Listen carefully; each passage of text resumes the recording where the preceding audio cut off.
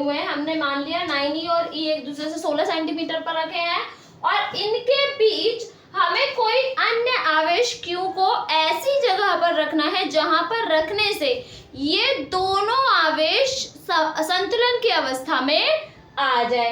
तो ये हमें कंडीशन दे रखी है। हमने माना कि जो 9e है इससे x दूरी पर अगर हम q आवेश को रखते हैं तो जो हमारे पास ये दोनों आवेश है ये संतुलन की अवस्था में हो जाएंगे। तो टोटल 16 था, इसमें x ये वाला पार्ट हो गया तो बचा हुआ कितना हो गया 16 माइनस x। अगर हम देखें तो 9e और q के बीच पहले हम बल निकाल लेते हैं जिसको हम F1 कहेंगे, जो कि होगा ये वाला कूलाम के नियम से लिया है। 1/4 पाई एप्सिलॉन नॉट की वैल्यू को 9 × 10 की पावर 9 लिया है, q1 ये रहा, q2 ये रहा और अपॉन में दूरी x ली है।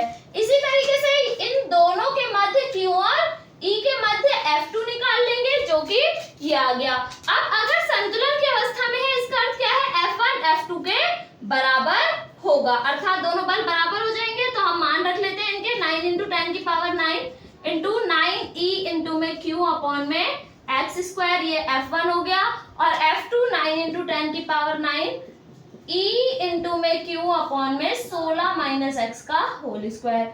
9 × 10 की पावर 9 से ये कैंसिल हो गया, q से q, e से e कैंसिल हो गया। यहाँ पर 9 अपॉन में x का स्क्वायर है, मैं इसको 3 अपॉन में x का होल स्क्वायर लिख सकती हूँ, और यहाँ पर 1 बचा तो 1 अपॉन में 16 माइनस x का भी होल स्क्वायर। होल स्क्वायर से होल स्क्वायर कैंसिल हो जाएगा, ये बचेगा हमारे पास। अब 16 माइनस x को हम क्रॉस मल्टीप्लाई के थ्रू इधर ले जाएंगे तो ये हो जाएगा 3 ब्रैकेट में 16 माइनस x, और ये x इधर आएगा तो यहाँ पर ये x ही बचेगा। 3 की मल्टीप्लाई करेंगे तो 16 48 माइनस 3x और बराबर x। 3x को इधर लेकर जाएंगे तो ये प्लस का हो जाएगा 3x और प्लस 1 4x हो जाएगा। x का मान निकालेंगे तो 48/4, 4 एकम 4, 4 दूनी 8, तो x का मान 12 सेंटीमीटर आएगा। अर्थात हम 9e से 12 सेंटीमीटर पर अगर q आवेश को रखेंगे तो ये दोनों संतुलन की अवस्था में होंगे। आई होप समझ में आया होगा आपको numerical. Thank you so much for watching.